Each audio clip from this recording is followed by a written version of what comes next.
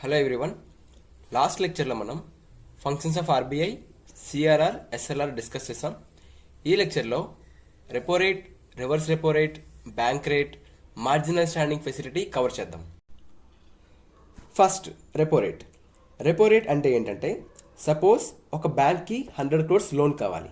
అప్పుడు ఆ bank RBI దగ్గరికి వెళ్ళి 100 crores లోన్గా తీసుకుంటుంది. అప్పుడు ఆర్బీఐ ఆ బ్యాంక్కి 100 crores లోన్గా ఇచ్చి బ్యాంక్ని 100 crores విలువ చేసే జీ సెక్యూరిటీస్ ఆర్బీఐ దగ్గర డిపాజిట్ చేయమని చెప్తుంది. అప్పుడు ఆ బ్యాంక్ తన దగ్గర ఉన్న జీ సెక్యూరిటీస్ని ఆర్బీఐ దగ్గర డిపాజిట్ చేస్తుంది. అయితే ఇప్పుడు ఆర్బీఐ ఆ బ్యాంక్కి 100 crores లోన్గా ఇచ్చింది కదా, సో ఆ బ్యాంక్ నుండి కొంత ఇంట్రెస్ట్ కలెక్ట్ చేస్తుంది. ఆ ఇంట్రెస్ట్ రేట్నే మనం రెపో రేట్ అంటాం. అయితే ఈ రెపో రేట్ ఎంత అనేది ఆర్బీఐ డిసైడ్ చేస్తుంది. ఓకే, అయితే బ్యాంక్స్ ఎప్పుడు ఆర్బీఐకి డైరెక్ట్గా ఇంట్రెస్ట్ రేట్ పే చేయవు. బ్యాంక్స్ ఇండైరెక్ట్గా ఆర్బీఐకి పే చేస్తాయి. ఎలా అంటే, సపోజ్ చూడండి, ఇదే బ్యాంక్ 100 crores లోన్ తీసుకున్నప్పుడు 100 crores విలువ చేసే జీ సెక్యూరిటీస్ని ఆర్బీఐ దగ్గర డిపాజిట్ చేస్తుంది కదా. ఇప్పుడు ఆర్బీఐ 4% ఇంట్రెస్ట్ని తీసేయగా మిగిలింది 96 crores. ఇప్పుడు ఆర్బీఐ బ్యాంక్ డిపాజిట్ చేసిన 100 crore జీ సెక్యూరిటీస్ని తన దగ్గర ఉంచి 96 crores విలువ చేసే జీ సెక్యూరిటీస్ని ఆ బ్యాంక్ పే చేస్తుంది. సో ఈ విధంగా బ్యాంక్స్ ఆర్బీఐకి ఇంట్రెస్ట్ రేట్ పే చేస్తాయి. ఇప్పుడు రివర్స్ రెపో రేట్ అంటే ఏంటో చూద్దాం. సపోజ్ ఒక బ్యాంక్ దగ్గర 100 crores ఉన్నప్పుడు 900 crores లోన్స్గా పీపుల్కి ఇచ్చేసింది. మిగిలిన 100 crores బ్యాంక్ తన దగ్గరే మెయింటైన్ చేస్తే ఆ బ్యాంక్కి ఏ విధంగా కూడా ప్రాఫిట్ రాదు. అలా ఏదైతే ఎక్స్ట్రా ఫండ్స్ ఉన్నాయో వాటిని మనం జనరల్గా సర్ప్లస్ అంటాం. ఈ సర్ప్లస్ అమౌంట్ని బ్యాంక్స్ ఆర్బీఐ దగ్గర డిపాజిట్ చేస్తాయి. ఇలా బ్యాంక్స్ ఆర్బీఐ దగ్గర డిపాజిట్ చేస్తే ఆర్బీఐ బ్యాంక్స్కి కొంత ఇంట్రెస్ట్ పే చేస్తుంది. ఆ ఇంట్రెస్ట్ రేట్ని మనం రివర్స్ రెపో రేట్ అంటాం. అంటే బ్యాంక్స్ ఆర్బీఐకి ఇంట్రెస్ట్ పే చేస్తే దాన్ని మనం రెపో రేట్ అంటాం. ఆర్బీఐ బ్యాంక్స్కి ఇంట్రెస్ట్ పే చేస్తే దాన్ని మనం రివర్స్ రెపో రేట్ అంటాం. ఈ రివర్స్ రెపో రేట్ని కూడా ఆర్బీఐ డిసైడ్ చేస్తుంది. అయితే ఇక్కడ ఆర్బీఐ ఆ బ్యాంక్స్కి ఇంట్రెస్ట్ని ఇండైరెక్ట్గా పే చేస్తుంది. ఎలా అంటే, ఆ బ్యాంక్ 100 crores ఆర్బీఐ దగ్గర డిపాజిట్ చేసినప్పుడు ఆర్బీఐ 100 crores విలువ చేసే జీ సెక్యూరిటీస్ని ఆ బ్యాంక్ ఇస్తుంది. ఇప్పుడు ఆ బ్యాంక్ 4% ఇంట్రెస్ట్ రేట్ అంటే 4 crores తీసేయగా మిగిలింది 96 crores కాబట్టి 96 crores విలువ చేసే జీ సెక్యూరిటీస్ని ఆ బ్యాంక్ ఆర్బీఐకి పే చేస్తుంది. సో ఈ విధంగా ఆర్బీఐ ఇండైరెక్ట్గా ఆ బ్యాంక్కి ఇంట్రెస్ట్ రేట్ని పే చేస్తుంది. అయితే ఈ రెపో రేట్, రివర్స్ రెపో రేట్ని మనం డిస్కౌంట్ రేట్స్ అని కూడా అంటాం. ఎందుకంటే ఎంతైతే ఇంట్రెస్ట్ రేట్ పే చేయాలో ఆ ఇంట్రెస్ట్ రేట్ని కట్ చేసుకుని మిగిలిన అమౌంట్ని పే చేస్తున్నారు కాబట్టి వీటిని మనం డిస్కౌంట్ రేట్స్ అని కూడా అంటాం. ఇప్పుడు ఆర్బీఐ రెపో రేట్ని ఒక టూల్గా యూజ్ చేస్తూ ఇన్ఫ్లేషన్ని, డీఫ్లేషన్ని ఎలా కంట్రోల్ చేస్తుందో చూద్దాం. సపోజ్ ఒక నెల క్రితం certain basket of commodities price 100 rupees ఉంటే ఆ బాస్కెట్ ఆఫ్ కమోడిటీస్ ప్రైస్ 130 rupeesకి ఇంక్రీజ్ అయిందనుకోండి, దాన్ని మనం ఇన్ఫ్లేషన్ అంటాం. అలా ఇన్ఫ్లేషన్ వచ్చినప్పుడు ఆర్బీఐ రెపో రేట్ని ఇంక్రీజ్ చేసి కంట్రోల్ చేస్తుంది. అది ఎలానో చూద్దాం. సపోజ్ రెపో రేట్ 5% నుంచి 6%కి ఇంక్రీజ్ అయితే బ్యాంక్స్ ఆర్బీఐ దగ్గర లోన్స్ తీసుకోవడానికి ఇంట్రెస్ట్ చూపించవు. ఎందుకంటే ఆర్బీఐకి పే చేయాల్సిన ఇంట్రెస్ట్ అంటే రెపో రేట్ ఇంక్రీజ్ అయింది కాబట్టి. సో అలా బ్యాంక్స్ లోన్స్ తీసుకోకపోతే బ్యాంక్స్ దగ్గర ఫండ్స్ తక్కువ ఉంటాయి. అలా అని బ్యాంక్స్ లోన్స్ తీసుకోకుండా ఉండవు. సో ఎక్కువ ఇంట్రెస్ట్ రేట్కే కొంత అమౌంట్ని ఆర్బీఐ దగ్గర లోన్స్గా తీసుకుంటాయి. ఇప్పుడు బ్యాంక్స్ ఎక్కువ ఇంట్రెస్ట్ రేట్కి ఆర్బీఐ దగ్గర లోన్స్ తీసుకున్నాయి కాబట్టి బ్యాంక్స్ ప్రజలకి ఇచ్చే లోన్స్ యొక్క ఇంట్రెస్ట్ రేట్ని కూడా పెంచేస్తాయి. సో అలా ఇంట్రెస్ట్ రేట్ ఇంక్రీజ్ అయితే జనరల్గా పీపుల్ బ్యాంక్స్ దగ్గర లోన్స్ తీసుకోవడానికి ముందుకు రారు. సో ప్రజలు లోన్ తీసుకోవడం తగ్గించేస్తే ప్రజల దగ్గర మనీ సప్లై కూడా తగ్గిపోతుంది. ప్రజల దగ్గర మనీ సప్లై తగ్గిపోతే వాళ్ళు వస్తువులు కొనడానికి ఇంట్రెస్ట్ చూపించరు. సో అలా వస్తువులు కొనడం తగ్గితే ఆ వస్తువు యొక్క డిమాండ్ కూడా తగ్గిపోతుంది. అలా డిమాండ్ తగ్గితే ఆ వస్తువుని తయారు చేసేవాడు పీపుల్ని అట్రాక్ట్ చేయడానికి ఆ వస్తువు యొక్క ప్రైస్ని కూడా తగ్గించేస్తాడు. సో ఈ విధంగా ఆర్బీఐ ఎప్పుడైతే ఇన్ఫ్లేషన్ వస్తుందో అలాంటప్పుడు రెపో రేట్ని ఒక టూల్గా యూజ్ చేస్తూ ఇన్ఫ్లేషన్ని కంట్రోల్ చేస్తుంది. నెక్స్ట్ డీఫ్లేషన్ వస్తే ఆర్బీఐ ఏం చేస్తుందో చూద్దాం. సపోజ్ అదే basket of commodities price 100 rupees నుంచి 80 rupeesకి తగ్గిపోయింది అనుకోండి, దాన్ని మనం డీఫ్లేషన్ అంటాం. అలాంటి పరిస్థితి వస్తే ఆర్బీఐ రెపో రేట్ని తగ్గించేస్తుంది. అలా రెపో రేట్ని తగ్గిస్తే బ్యాంక్స్ ఆర్బీఐ దగ్గర లోన్స్ తీసుకోవడానికి ముందుకు వస్తాయి. ఎందుకంటే తీసుకున్న లోన్స్కి పే చేయాల్సిన ఇంట్రెస్ట్ అంటే రెపో రేట్ తగ్గింది కాబట్టి. సో బ్యాంక్స్ ఆర్బీఐ దగ్గర లోన్స్ తీసుకుంటే బ్యాంక్స్ దగ్గర ఫండ్స్ ఎక్కువ ఉంటాయి.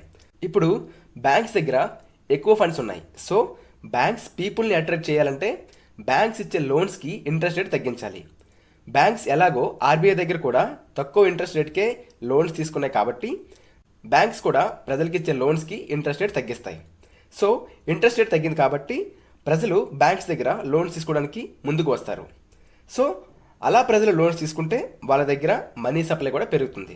సో మనీ సప్లై పెరిగితే ప్రజలు వస్తువులు కొనడానికి ఇంట్రెస్ట్ చూపిస్తారు. అలా వస్తువులు కొనడం పెరిగితే ఆ వస్తువు యొక్క డిమాండ్ కూడా పెరుగుతుంది. అలా డిమాండ్ పెరిగితే ఆ వస్తువు తయారు చేసేవాడు తన వస్తువుకి డిమాండ్ పెరిగిందని తను ఆ వస్తువు యొక్క ప్రైస్ని కూడా పెంచేస్తాడు. సో ఈ విధంగా ఎప్పుడైతే ప్రైసెస్ తగ్గిపోయి డీఫ్లేషన్ అనేది వస్తుందో అలాంటప్పుడు ఆర్బీఐ రెపో రేట్ని తగ్గించి డీఫ్లేషన్ని కంట్రోల్ చేస్తుంది.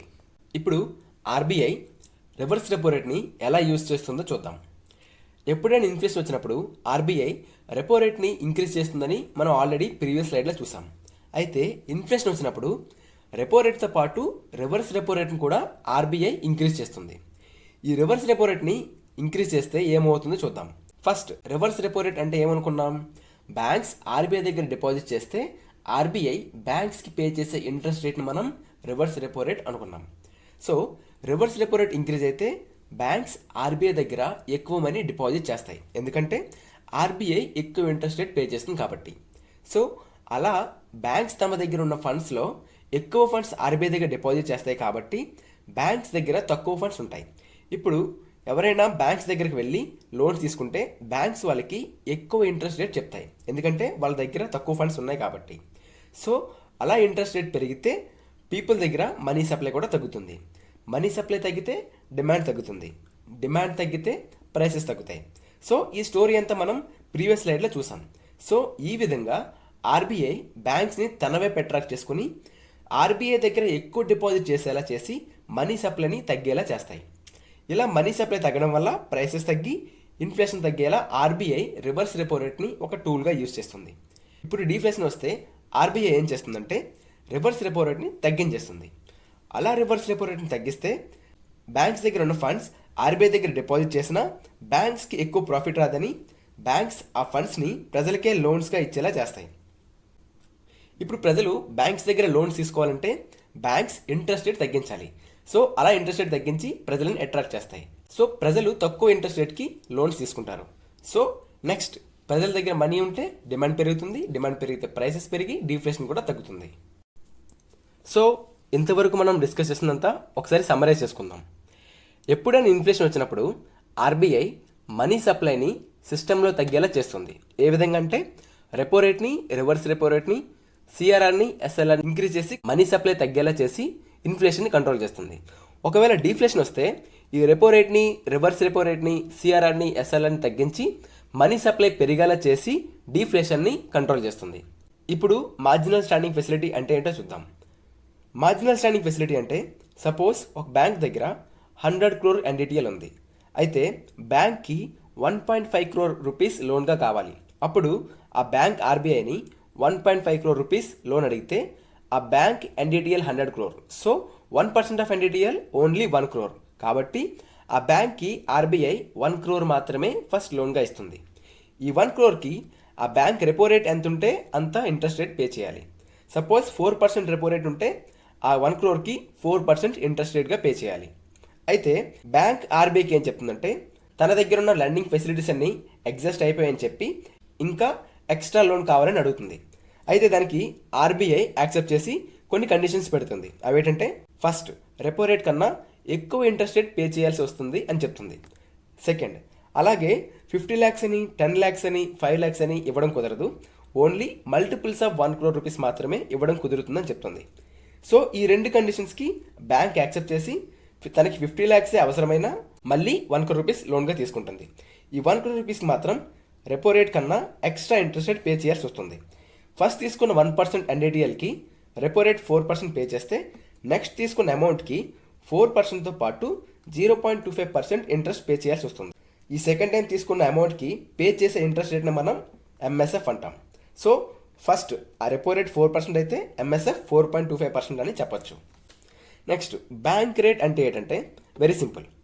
సపోజ్ ఎప్పుడైనా ఒక బ్యాంక్ ఆర్బీఐ దగ్గర షార్ట్ టర్మ్ లోన్ తీసుకుంటే మనం దాన్ని రెపో రేట్ అంటాం. ఒకవేళ బ్యాంక్ ఆర్బీఐ దగ్గర లాంగ్ టర్మ్ లోన్ తీసుకుంటే మనం దాన్ని బ్యాంక్ రేట్ అంటాం. ఓకే.